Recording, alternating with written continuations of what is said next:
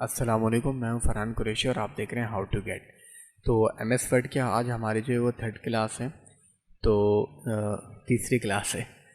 तो देखिए, हमने जो है वो लास्ट वीडियो हमारी बहुत ज़्यादा लंबी हो रही थी, 12 मिनट से ज़्यादा की आई थिंक वीडियो थी वो। तो अगर बहुत ज़्यादा लंबी वीडियो हो तो जाहिर सी बात है वो फिर शायद बोरिंग ना हो जाए, तो इस वजह से मैंने उसको वहीं पे स्टॉप कर दिया था। लेकिन हम यहाँ से वहीं से स्टार्ट करेंगे जो हमने क्लास 2 में जो है वो ये सेकंड क्लास यहाँ से हमने ऑफ़ की थी। तो हमने उसमें क्या किया था, हमने सबसे इम्पॉर्टेंट चीज़ जो सीखी थी वो ये सीखी थी कि हम किस तरीके से अपना सेलेक्ट करना सीखा था कि हम किस तरह से माउस से या फिर कीबोर्ड से सेलेक्ट कर सकते हैं अपने फ़ॉन्ट को या फिर टेक्स्ट को। आप फ़ॉन्ट बोल रहे हैं, टेक्स्ट बोल रहे हैं, एक ही बात है, ठीक है जी। अच्छा, आज मैं सेलेक्ट के हवाले से एक और इम्पॉर्टेंट चीज़ आपको बताना चाहता हूँ कि आपको देखें, सिलेक्शन अगर आपको सही से करना है आ गई तो फिर टूल अप्लाई करना कोई बड़ी बात नहीं है। सिर्फ़ और सिर्फ मेन चीज़ है आपको सेलेक्ट करना आना चाहिए कि क्या सेलेक्ट करना है, कहाँ से सेलेक्ट करना है और कितना सेलेक्ट करना है, ठीक है जी। तो अभी मैं क्या करता हूँ, मैं जो भी टेक्स्ट है इसको मैं रिमूव कर देता हूँ। कंट्रोल ए करके मैंने पूरे पेज को सिलेक्ट कर लिया और डिलीट का बटन दबा के मैं इसको डिलीट कर देता हूँ। तो सिलेक्शन के हवाले से देखें, हमने देखा था कि हाउ टू गेट, ठीक है। अच्छा हमने ये देखा था कि अगर मेरा कर्सर यहाँ पर है, सही है, और अगर मैं टू और गेट इन दो वर्ड्स को सिलेक्ट करना चाहता हूँ तो फिर मैं क्या कर रहा था, मैं शिफ्ट दबा के और एरो की प्रेस कर रहा था राइट साइड पे। तो देखिए, अगर मैं इस तरह से करूँगा तो ये हमारा सेलेक्ट हो रहा है।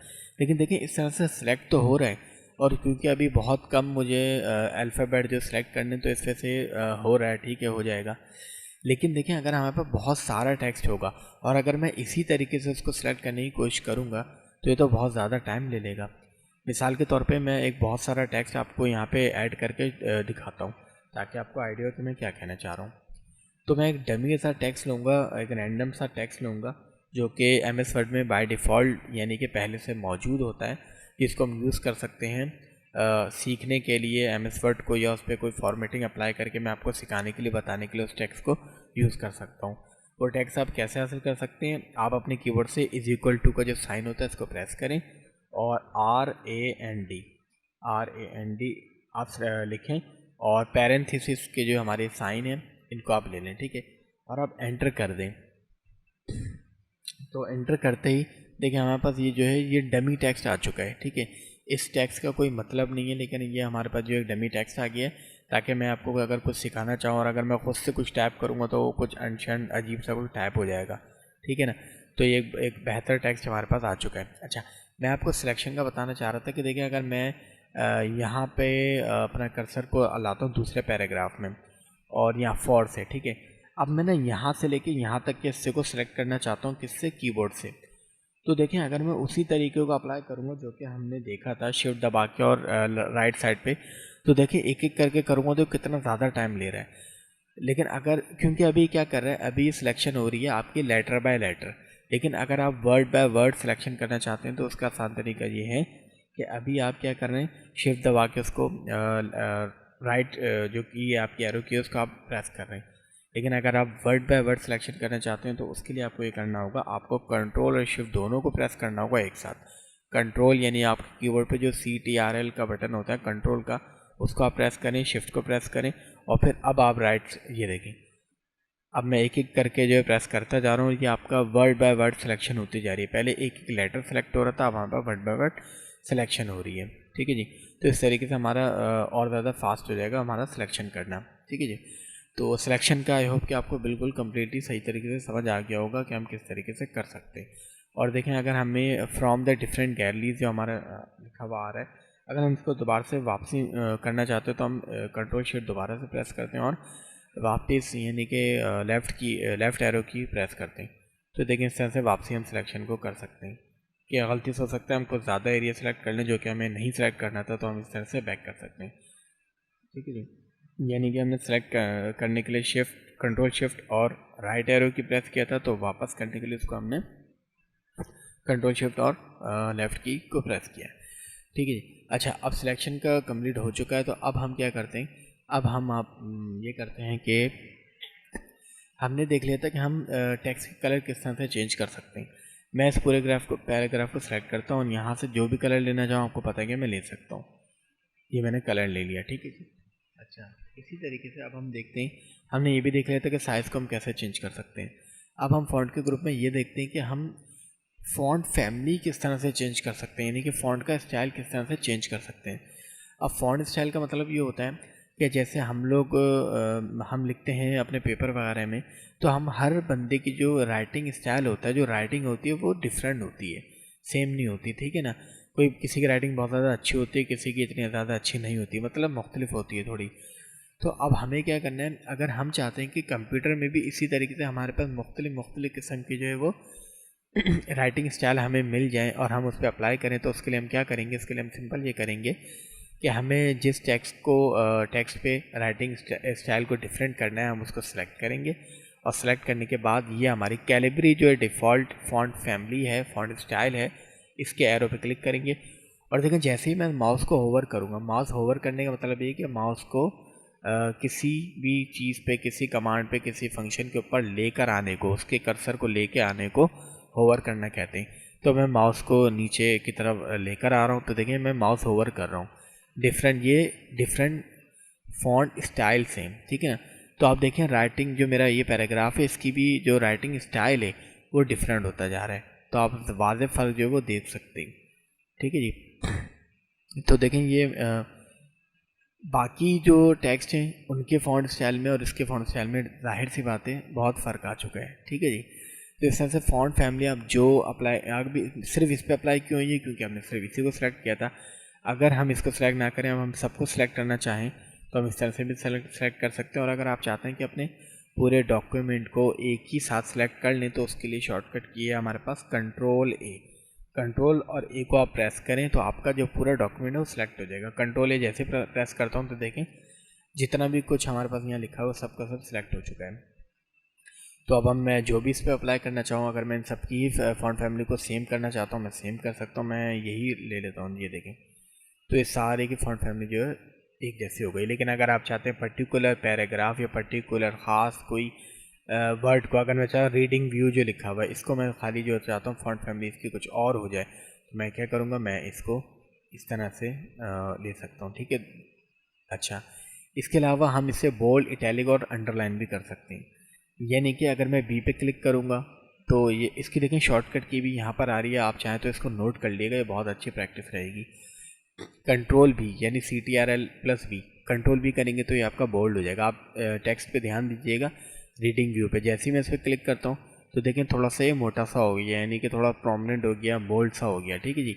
अगर मैं आई पे क्लिक करूँगा तो इसकी शॉर्टकट की भी आ रही है, तो ये क्या हो जाएगा, इटैलिक हो गया, यानी थोड़ा सा तिरछा हो गया।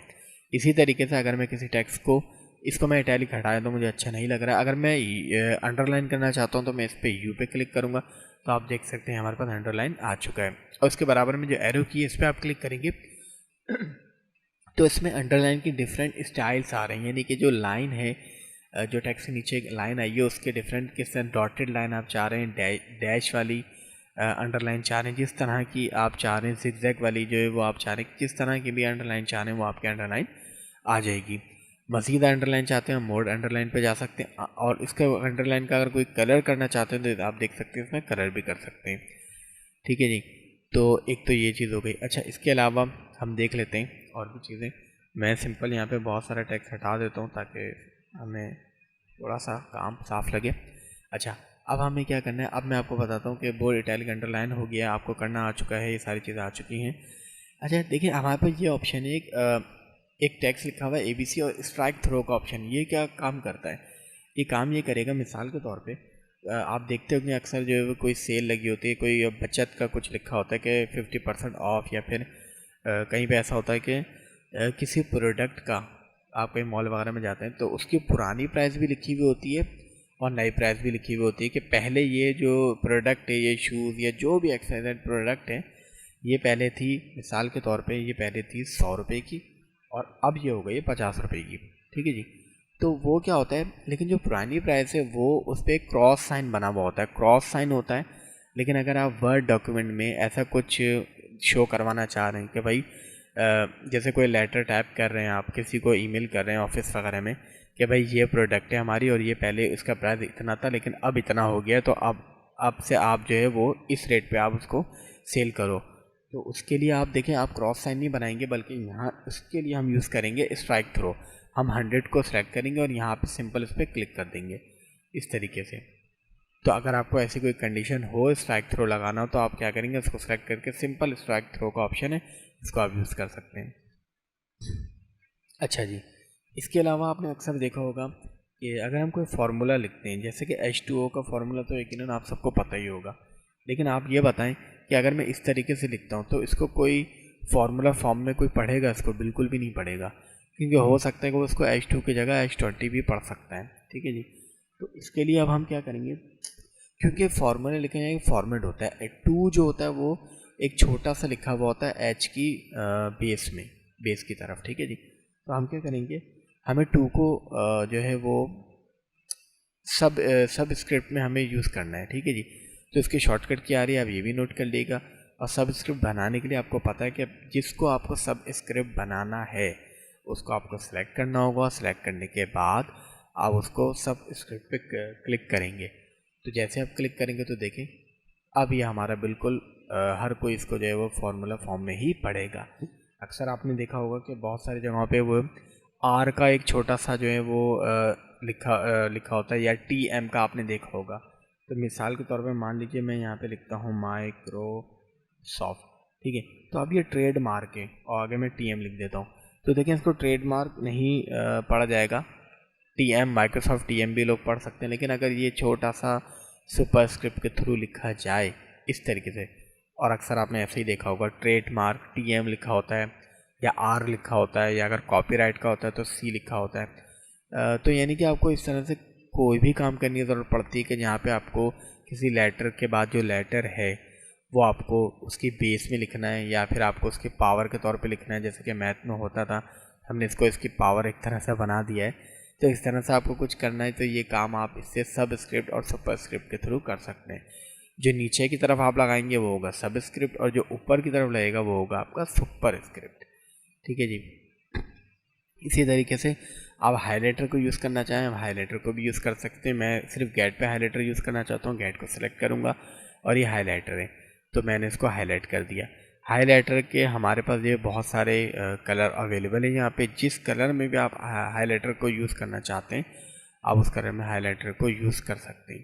ठीक है जी, अच्छा इसी तरीके से अब हम इसको सेलेक्ट करते हैं और देखें ये जो ऑप्शन है ये भी हमारे पास जो है वो फॉन्ट साइज़ को बढ़ाने का है।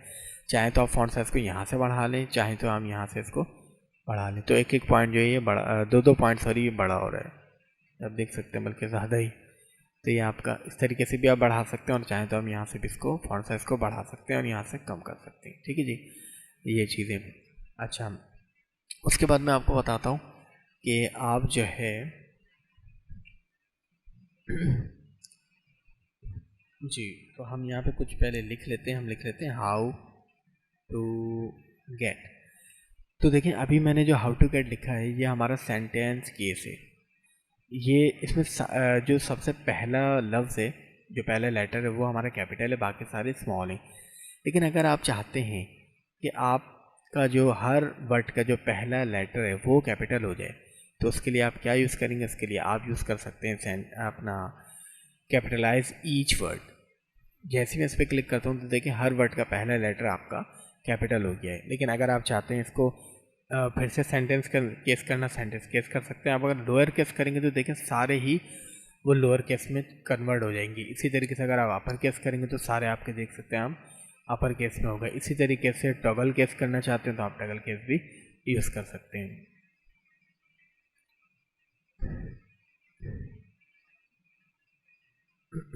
तो वीडियो मुझे लग रहा है कि हमारा फिर से शायद काफ़ी लंबा हो रहा है, क्योंकि देखें जब बिल्कुल डिटेल में हम चीज़ें देख रहे होते तो थोड़ा टाइम तो लग जाता है। लेकिन खैर अभी हम फ़ॉन्ट के ग्रुप में हमने तकरीबन सारी चीज़ें कवर कर ली हैं। हमारा जो एक क्लियर फॉर्मेटिंग का जो ऑप्शन है वो हमारा रह गया। हम ये नेक्स्ट वीडियो में इंशाल्लाह ये और क्लिप बोर्ड को जो है वो कवर करेंगे।